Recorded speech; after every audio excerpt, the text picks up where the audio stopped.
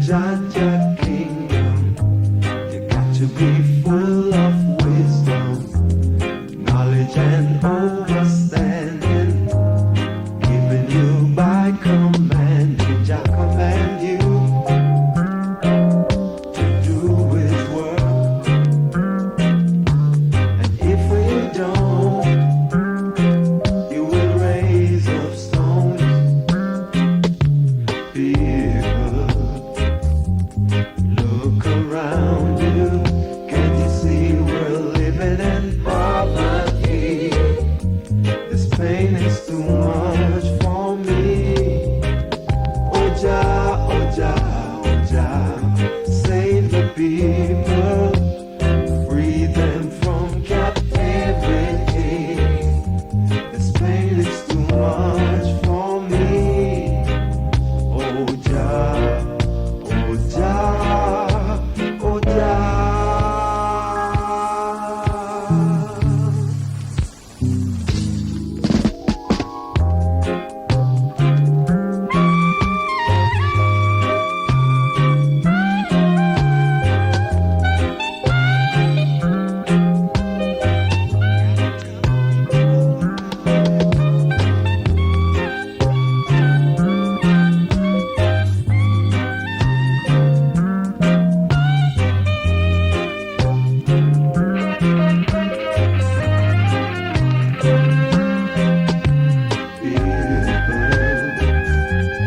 Look around you. Can't you see we're living in poverty? This pain is too much for me. Oh Jah, oh Jah, oh Jah, save the people, free them from captivity. This pain is too much to bear. Oh Jah, oh Jah, oh Jah.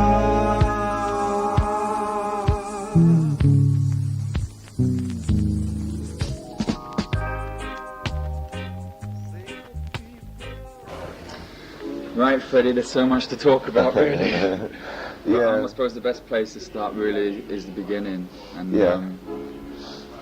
really, how did it all begin? Well, that's really a long history. Yeah. That span over a couple of years. I started back in 1963. When I first went to Studio One, it was with Ernie Wilson and Peter Austin, who were already members of the Clarendonians, right? But because we lived in the same community in Hayes, Clarendon, we had a very close relationship. We were like blocks from each other. And Ernie and myself, we used to go to the Hayes Primary School. He was always a bigger chap for me anyway. But we had that relationship going on. How I really got involved with it is I made up a song called Roll Dumpling Roll. And that song sort of became popular in my community and at school. So people began to know me for the dumpling song. And you know, people used to give me a threepence, because we used to use pound shilling and pence then to sing the dumpling song, and that got around. So Ernie and Peter was fully aware that I was a singer by then, you know, singing at school and stuff like that. Anyway, we did school concerts and stuff like that, so that popularity really grew. And I used to go by Ernie's home and listen to him and Peter rehearse, and occasionally join in and hum and harmony with the hope that I wouldn't be spoiling, so they wouldn't shout at me to leave it. And eventually, you know, I got more and more involved with it. And I remember this one time they were going into Kingston for a studio session at Studio One, and Ernie's mom insisted that I went with them, and that's how it all started for me. So you were known as Little Freddie in those Oh, yeah. early days. How old were you when you first? I was 7. 7 years 7. old. Right. And you know, I went inside there. It was the most exciting time for me, really. You know, that night before the morning, I couldn't sleep because of the excitement. You know, it was going into Kingston, and it was for the first time, of course. Oh yeah, it was like I was totally mesmerized by what was happening. And I remember we left out at about 5 o'clock that morning, because that's the time that the bus goes from there. And we got into Kingston. Everything was strange. You know, Maypen Cemetery was the marker, you know, to know when you actually got into Kingston and Cremo Factory. So we got there, you know, and we went downtown. We took another bus, number 13 bus, up to Brentford Road, and then, you know, got off at the bus stop there, and it was Jamaica Recording Studio. Here I am starting to become a bit panicked now, because we finally arrived. But, you know, once Ernie and Peter got in there, it was like, you know, all going, because everyone knew them. They were big, you know, big, very big group there. So Alton Ellis, Ken Booth, Delroy Wilson, Eptones, Gaylords, Wheelers, Bob Andy, I mean, you name it, everybody was there, right? So once they went in, it was like, oh, one Peter, one Ernest, Jackie, Leroy Siblings, everybody in excitement. Who this? Little Freddie, little youth who care from country and them can sing. And, you know, they were like, yeah, when sing and sing the dumpling song for them, man.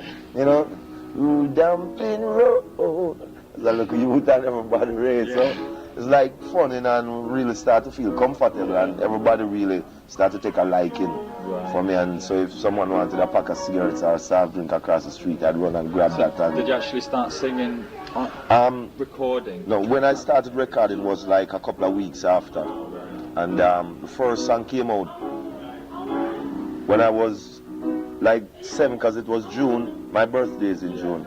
So I would have been 8 in the June of that year. And I remember when Mr. Dad sent me to take the first set of pictures for a photo session, I was just 8 going into 9 now, because it was June, and he sent me to take some pictures about August.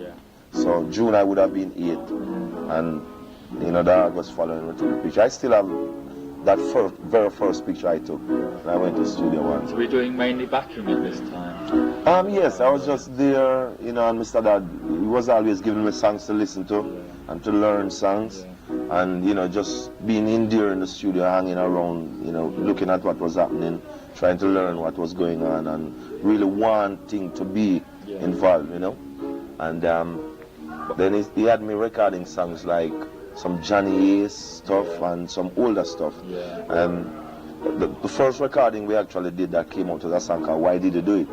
But that track was done with myself and Ernie Wilson. Because you see what happened is Peter, he was always working. He became a supervisor at the airport. And so Ernie and myself was mostly at the studio, because he would work and, you know, he would come to the studio occasionally. But we were always there. So him and myself was always doing a lot of work. And then we did Why Did You Do It, which became popular in the dance. Then we embarked on a track called Do Good and Good Will Follow You, which came out on the Clarinonians album, but was actually done by myself and Ernie Wilson. Ska. And then he had me doing a lot of solo work, you know, Pledging My Love, How Can You Mend a Broken Heart, lots of stuff. You know, we're always experimenting on stuff. How many years did you spend at Studio? I stayed at Studio One from 1963 until 1979. Right. In 1979 was the first time I branched away from Studio One. That was when I started to become very frustrated in that, you know, the many great songs that we've done at Studio One, they didn't actually get the sort of attention, you know, that was due. Mainly because the equipment at Studio One at the time started to become really backwards, because then Channel One started to have new sound, Joe Gibbs had new sound, everybody was heading in that direction. People was promoting record, you know, the market was opening up a bit. But Mr. Dad was still, you know, way behind time. So whenever you put out a good song like Come Now Sister, it would be stifled, because if it's not one thing wrong, it's the other. The voice is very low in the rhythm, or the mix is not, or, you know, Bobby Babylon came. It's a good track, but could I do well with a good mix? And stuff like that, you know, and it became frustrating. By then, Sugar Minott had left, Horace Sandy was gone, Johnny Osborne was gone to Jammies. Everybody was, branching off, and I was still there, because I was always hopeful that with Studio One it was still gonna work. Straight to Mr. Babylon. Say, I know your evil plan, Mr. Babylon. Bobby, Babylon, you're wrong man. Bobby, Babylon, trouble judge a plan. Bobby, Babylon, you're wrong man. Bobby, Babylon, you brought us down here in captivity. Feed us with your brutality. Turn your back on humanity. You got no love and no enmity, man. Bobby, say you're wrong, man. Bobby, you shouldn't trouble judge a plan. Bobby, Bobby, Babylon. Cause I am on. Bobby, Bobby, Babylon. You took away our father's gold, robbed them of their sevenfold. Now you're locked behind the door, not knowing one day we would know the score, man. Bobby, Bobby, Babylon. Say you're wrong, man. Bobby, Bobby, Babylon. I know your evil plan.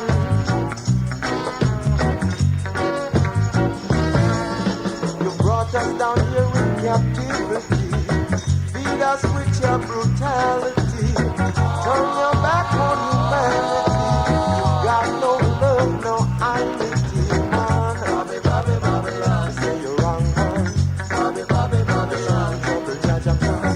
Bobby, Bobby, Babylon. Touch a collie, man. Bobby, Bobby, Babylon. You took away our father's gold, robbed them of their sevenfold. Now you're locked behind the door, not knowing one day we would know the score, man. Bobby, Bobby, Babylon. They say you're wrong, man. Bobby, Bobby, Babylon. Trouble, Jaja, plan. Bobby, Bobby, Babylon. Touch a Naya, man. Bobby, Bobby, Babylon. Don't touch a Kali, man. Bobby, Bobby, Babylon. They say you're wrong, man. Bobby, Bobby, Babylon. Trouble, Jaja, plan. Bobby, Bobby, Babylon. Go away with your evil plan. Bobby, Bobby, Babylon. They say you're wrong, man. Bobby, Bobby, Babylon. Touch a Naya, man. Bobby, Bobby, Babylon. Touch a Kali, man. Bobby, Bobby, Babylon. You find that people always complain about Pops and they never gave Yeah, they these do. artists any financial reward. How did you find it? I myself have complained too. I've had bitter times and I've had good times. I cherish the better times much more than the bitter times. I try not to look back at the bitterness, because I can't afford to stop. I have to keep going on. So I have to look ahead, basically. But I've had bitter times and I've had great times there. Bobby Babylon album is out now, and it's out on Heartbeat, which means the business has taken a different shape, right? So it won't be difficult for us to eventually get what is ours in terms of publishing and whatever, because the business is all structured in a way that what is due to us, we will eventually have it. So that's no People problem. regard Bobby Babylon as being like the greatest album that you made. I think so. And certainly one of I think so. best Studio One albums. The best song that I've written in life, I think, is Wine Up Violence. And that's my personal favorite Freddie McGregor track. On the album there's other classics such as Rastaman. Rastaman, I'm a Revolution, it's some wicked tune. That's my most outstanding album, because there are two tracks on that album. One I can remember called Why Is Tomorrow Like Today. And there's another track on that album, and those two songs that couldn't have been more than about 14, 15 when those two tracks were done. If you listen back to them, you'll hear the youth in my voice. So,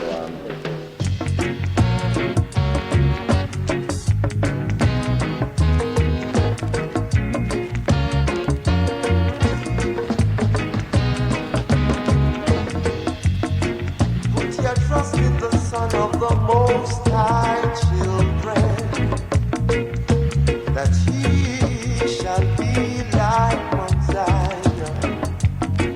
Keep away from evildoers, for they only push you in multitude of sinners. So don't eat the bread of wickedness. Yeah, stay away from the wine of wine. So don't bread of wickedness. Stay away from the wine of oil. Let not mercy and truth forsake thee now. Bind them about thy neck, write them upon the tables of thine heart, that it may be well with thee. Telling you, Jah love that. Put your trust in the Son of the Most High, children, that He shall be like Mount Zion. Keep away from evildoers, push you in multitude of sinners. So don't stay away. So don't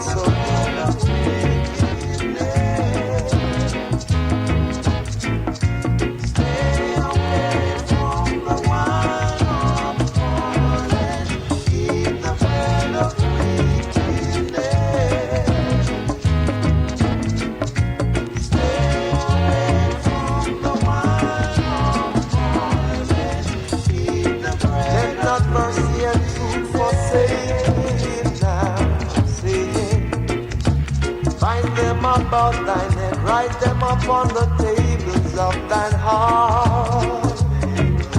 Oh, that it may go well with thee and everyone. Oh, Jaja love that.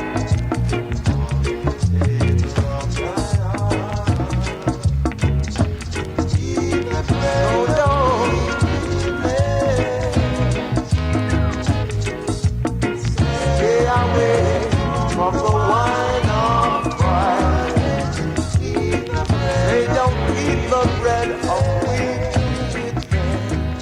wickedness. Stay away from the wine of pride. And after you left Studio One, you went to do some work with Nine. My first production outside of Studio One was with Nine in 1979. We did an album called Mr. McGregor, and following that we did one called Lovers Rock Showcase.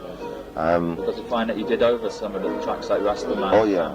Oh yeah, and that was out of frustration really, because we thought there were some great tracks that was virtually unheard of at the time, and we embarked on that, and it wasn't until that album came out that Mr. Dad finally released Bobby Babylon, although it was recorded long before, you know, 90s albums. And from 90s album, my next project would be an album on Joe Gibbs called Love at First Sight, and then Big Ship in 1982 with Linval.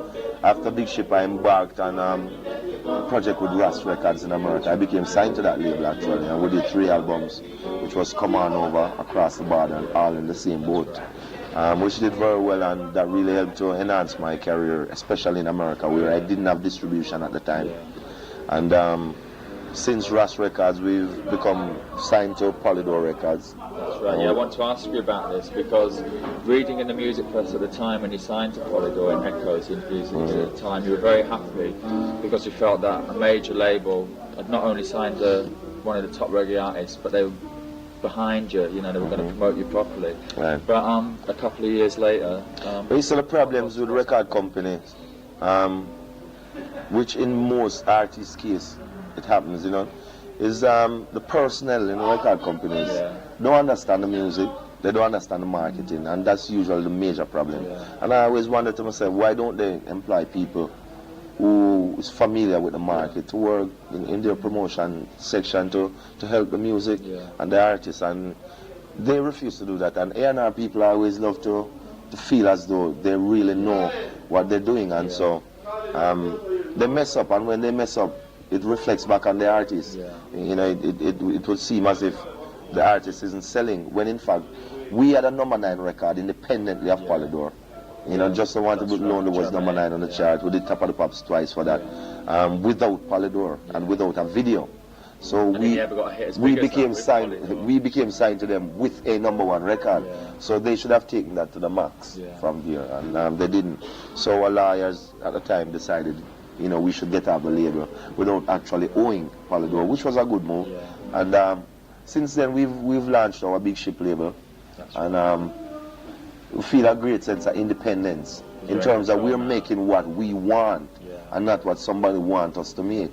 And we are sufficing our marketplaces, and our people are enjoying the music that we are putting out for them, and that is what we want. You know, other people must come and learn of our music and get involved with it, rather than we trying to make music to suit you know, people's ear. Do you think then it was a mistake to sign to Polydor? No, it was not a mistake. It was just a phase in life. Right. You know, we have to go through all these things so we gain the experiences.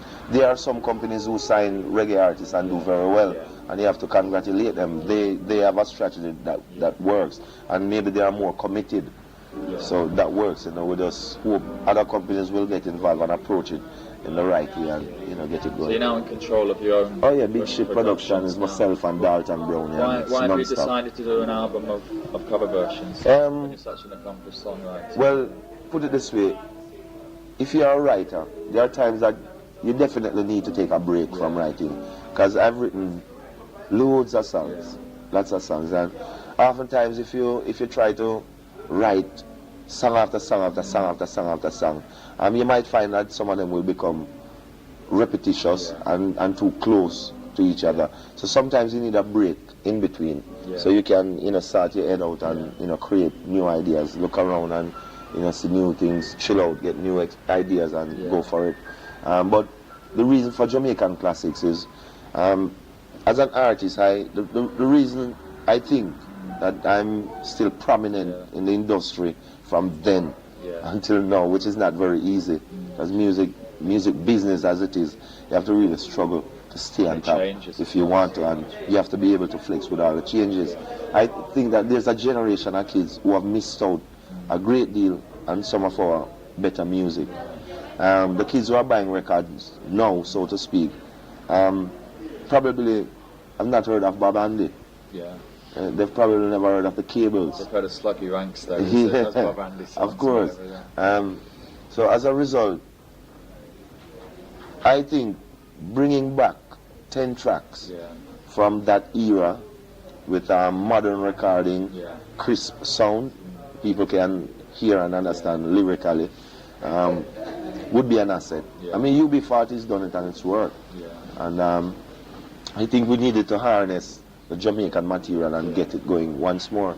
So that was really the purpose for Jamaican Classics. In Jamaica, when Let Him Try came out, the kids who were buying music and going to nightclubs, to them, Freddie McGregor has a wicked new tune, Let Him Try, Murder. So to them, it's a new song. They don't know it's Alton Ellis. They don't know it's Alton Ellis. Right. So, for me to bring that song back, it's saying to them, well, this was, and then they start to go for the old Alton Ellis. It's also good for the old artists, because I was reading an interview recently with Bob Andy. He's been able to come and do shows now because too experienced. Let them say, and songs like those have become popular. So it worked both ways. It helped to keep the publishing in the country. It helped the artists who didn't make as much money from their records to earn some publishing now. It helps me, because those are popular songs that people love. And a guy driving on the highway in America, the most appropriate cassette for him to put in his player is Jamaican Classics, because of 10 songs, he must have 3, 4, 5 favorites on there. So it's a good album in my estimation. It's doing well. It's a top-selling reggae album at the moment, and it's doing well. It also gives me a chance to create new ideas for new things. To Be Poor Is a Crime is one of the singles from a new Freddie McGregor album that's being produced at the moment for Big Ship label. Also, we've just completed an album with Gussie Clark for Music Works. Self and Dean Fraser have just finished all the voices, and that album has 12 brand new tracks. Because you're on the 12-inch with Ninja Man and Gregory Isaacs. John Law. Well, ladies, man, the good, the bad, and the ugly man, Freddie McGregor, Ninja Man, and Gregory Isaacs. Free number no one. No listen to the Dan. Original gun, gone. Now look, you hear me? A man is innocent until proven guilty, or so says the law. So tell me, John, why are you chasing me so relentlessly?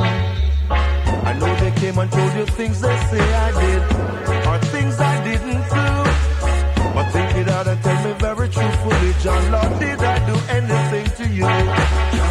John Law, are you judge? John Law, are you the jury? John Law, are you an executioner? Why are you trying to execute me?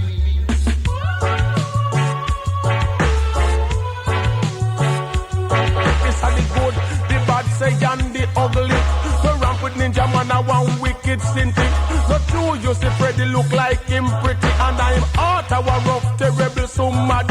When you turn around and look from bad boy like Gregory. You that think a Hitler we come in a history. So John Law, no ramp with them, ya three nigga, ya. So John Law, ninja man, me say in the area. I took a step across another border. You were right behind. John Law, I know that you're a man of law and order, but please take me off your mind. I know I'll have to keep a couple of steps ahead of the law. I know you have a job you've got to perform. Mine is to evade you, John Law. John Law. John Law, are you judge? John Law. John Law, are you the jury? John Law. John Law, are you an executioner? Why are you trying to execute me?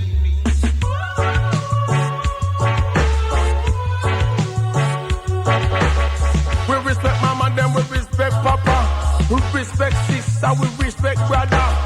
But we no cater for your law, Rasta. Every crevice where you pass and every corner is like a poorer class people under pressure. One for lock we in a prison, one for sentence we say. You a tell people how much your execution about you run the world, but John Law, yeah, yeah. He's off John Law. He's off John Law.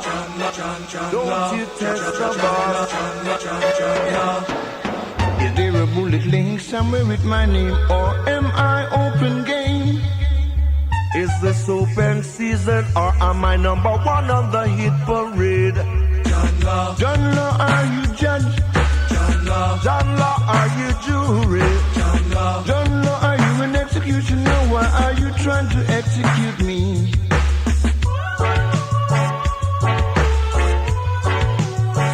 Them said thou shalt not kill me, younger respect Jaja. But a man disrespect me, say him me murder. If me back up in me gun, me nah skin teeter. Yeah, a 45, you a bust me, a bust a millimeter. You a bust a Mark 10, boy, hear me now. So me a look the big mouth, sitting like a Lone Ranger.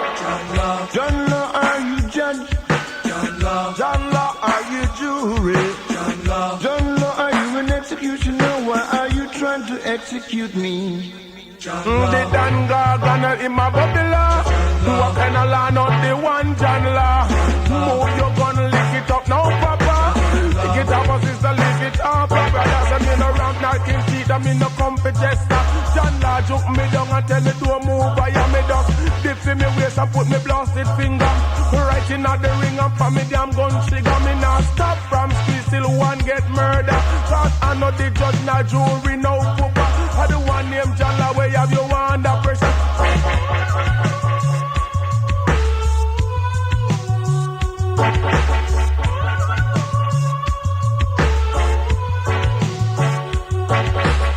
We respect mama, then we respect papa.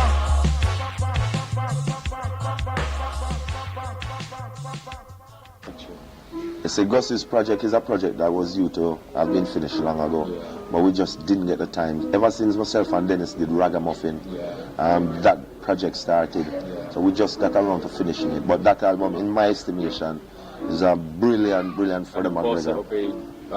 Like all the other classic stuff, good original Yeah, material. it will be marketed properly, and it's a classic album. 12 brand new track, 10 for the album, 12 for the CD, and I am gonna have to compete now with Gus's album because the Freddie McGregor album for a big ship label will have to be a killer album, and I'm gonna try to make that album better than Gus's album. So I'm competing with myself to bring out the best in me. How do you feel about the state of reggae music at the moment? Because a lot of people are complaining about the reggae thing, saying, about the lyrical content. I am committed to changing the music in whatever way I can. The feel of music that I'm trying to bring back is sort of like a Let Him Try Jar in the Morning, that kind of era. To repose a crime, one could easily complain that it's a slow groove, but it's a groove that people will groove to. It's number 2 last week, it's probably number 1 this week. I mean, people are into music like that. People want message because there's a recession and everybody wants to conserve. So people want to hear things that mean something to them. To be poor is a crime, and we all have to know that in this time. So we have to be careful in everything we do. And I want my new album to take that shape. Whereas Gus's album has some strong message songs on it, but it's a variation of, everything, yes. I want my album to be more geared towards that consciousness, that awareness. Because you have a tune out at the moment which I've been playing a lot on the radio called "Don't Push Your Luck." Don't push your luck. It has a really good lyric where it says, gun thing off a stop. Stop, pick up the gun and start to think about Jah. Do you think it's important for you to then to stand up and educate? Oh yeah, that is exactly where I'm coming from now. Because I think the music has taken a derogatory form in that every little youth coming up now wants to talk about gun, who have the biggest gun, who can fire the most shot, who is the Dan Gargan, and that's rubbish. That's not our music. That's not the direction that our music needs. Our music needs to educate kids that are coming up, and this is why I love the British audience so much, because these are people who are really into music deeply. They don't just love music and dance to a rhythm track because it's exciting. They are deep when it comes to music, and I love that with the British audience. So I'm able to relate to them very well, and they to me. Take warning, youth man, take warning. Listen to what I have to say now. What I have to say now. Hey, oh yeah. Don't push your luck, youth man. And that ain't no bluff. Oh yeah. Don't push your luck. 'Cause you will get crushed. Oh yeah. I miss the things and time get rougher every day. The least little thing a little youth get slayed. Hold your tension and watch the play. Keep a good meditation, don't go astray. Hey, don't push your luck. Oh yeah. And that ain't no bluff. I'm not bluffing. Don't push your luck. Oh yeah. 'Cause too much you get trapped. Oh well. I'm say booyaka, booyaka, too much you get trapped. Booyaka, booyaka, gun thing it up to stop. Booyaka, booyaka, tell them for dress back. Stop glorify the gun and start to think about Jah. Oh na na na na yeah. Youth man, hear what I say now. Don't go astray, youth, yeah. So don't push your luck. Tell them. And that ain't no bluff. We're not bluffing. Don't push your luck. Oh well. Too much you get trapped. Oh yeah. Youth and youth, if we cool for your corner. Right, you know we can't take no trouble on ya. Still, you know you are one ragamuffin soldier. No make no one come hot up your corner. Oh yeah, I'm not bluffing. So I say, don't push your luck. Oh yeah, for that ain't no bluff. Not bluffing. Don't push your luck. Oh yeah, youth man, you will get crushed. Whoa, well, I say booyaka, booyaka, too much you get trapped. Booyaka, booyaka, gun thing it have to stop. Booyaka, booyaka, tell them to dress back. Stop glorify the gun and start to think about Jah. Whoa, now, yeah.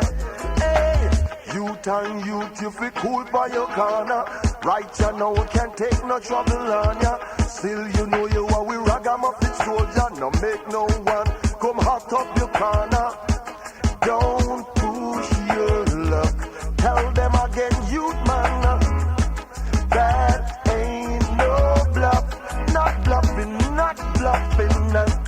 Don't push your luck. Tell them no, come on, yeah. 'Cause the time will rough. Oh yeah. Don't push your luck. I'm just looking forward to making some really good music this year. And Big Ship label itself, we are producing Jack Radix, Courtney Melody, Light Parks, the Cables. You know, we're really getting into some serious stuff. And Because you've never really gone into producing. no, we've just gotten the chance now to settle down and spend time in the studio to produce other people. So we're hoping we'll be able to. I would love to produce an album with Bob Andy. Yeah. That's one of my dreams, and I think that will very well come true. And we are also in the studio compiling Jamaican Classic Volume 2.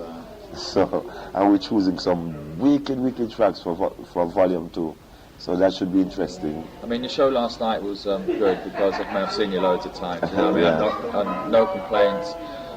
Have you thought about introducing more rootical type material like Rastaman Cam, 666 and stuff like that? Bringing Mark back of the some of Beast. those. Yeah. In fact, we've just re-recorded Jogging. Yes. And Mark of the Beast is one of the tracks we're gonna definitely re-record. And the problem I'm having now is to compile a best of Freddie McGregor. I myself might not be able to choose the tracks for our best stuff. But certainly Big Ship we're gonna re-record. We have already re-record Push Come to Shove too. But those are just materials that we have in the back for whenever we're ready to use them. But there's a lot of songs that have come too early in my estimation. And in time, those tracks are going to need to be redone for the generation of kids who don't know them. But it's an ongoing thing. And for me, music, it's a career move. It's not just a 1 year or 1 month kind of thing. It's a career long term. So we have time as long as there's health and strength. Do you think you've achieved? I think I've achieved a lot. I think I've achieved quite a bit. It has taken a lot of work, an awful lot of work. But for one like myself to start out in the music from that stage and to be prominent today, it must have taken a lot of work. And you know, I'd say blessings from my father, because I know music is what I'm really cut out for. And I've recognized that from early and tried to stick with that. So it has worked out and I've achieved a lot. I'm just hoping that for the rest of this year especially, because it is important to make sure that the music takes a different shape. Gussie is doing extremely well, Jermaine is doing extremely well. Those are two producers that I admire very well. Mikey Bennett, I mean Murder. So with all the young producers with the kind of concept and their concept of what the music really needs to be, I'm sure that this year we're going to come through brilliantly. You know, musically Steed and Cleavey, there's going to be a lot of serious production. So it's all excitement at the moment. Everybody's excited about what they're doing. And like in Jamaica, you run into Mikey Bennett and tell you, we have a wicked tune coming out, just wait till you hear it for it. You know, Gussie will just tell you, boy, Murder with the next single. Jermaine. So, you know, everybody's really gearing up, which is really nice. And, you know, the momentum is definitely there. Well, I'd like to thank you for taking the time out and your busy My schedule. pleasure. Do you have a final message for the listeners who are Well, I mean, what can I say? Them people are so nice, to be honest. Like last night, for example, I wish I had another hour. Because that's the only way I've seen you before, you've done twice as long as that. Oh, gee whiz. I'm accustomed to doing 2.5 hours. And so when you do 40 minutes or 45 minutes, you're just about able to pack in 10 or so songs inside there. And with new material, you have to be dropping some of the older stuff, you know, but hopefully we'll be able to come through again under different circumstances. We'll be able to do maybe 3 hours this time. And, you know, do all the songs that I'm sure the fans would love to hear. But overall, I mean, Bradford blew me away last night. I was smiling most of the way last night because it was just so nice. I mean, what can I say? You know, we love the people very much and we thank them for their support throughout the years. And we always look forward to your support. And I am committed to making the best music for you, the people, and may God guide and protect you all. Always, you know.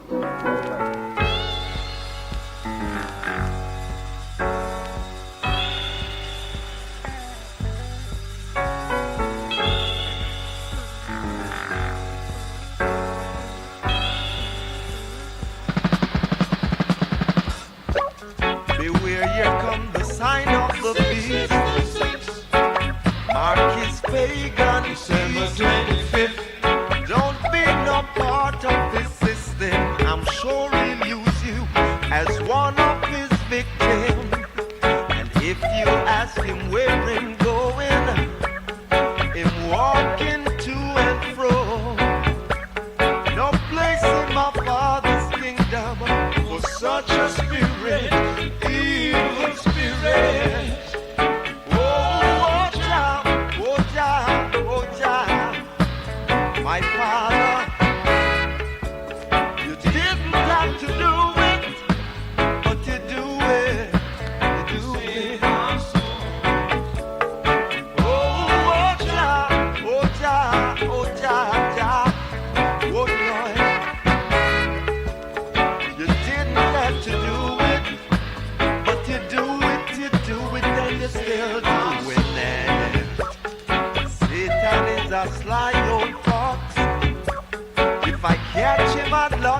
in a box.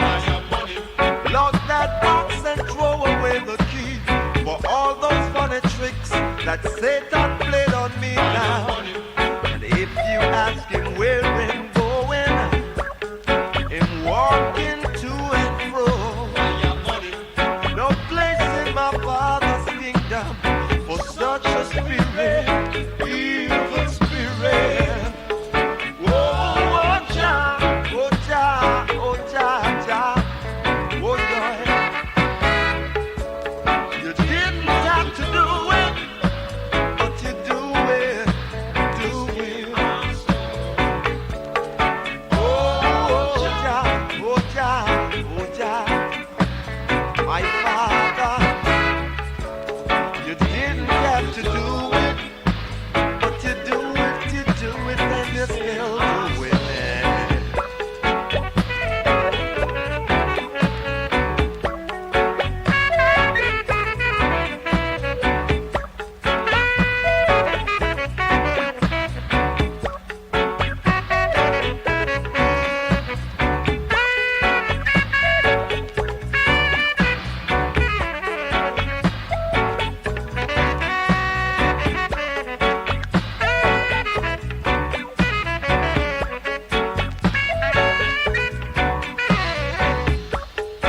Satan is a sly old fox.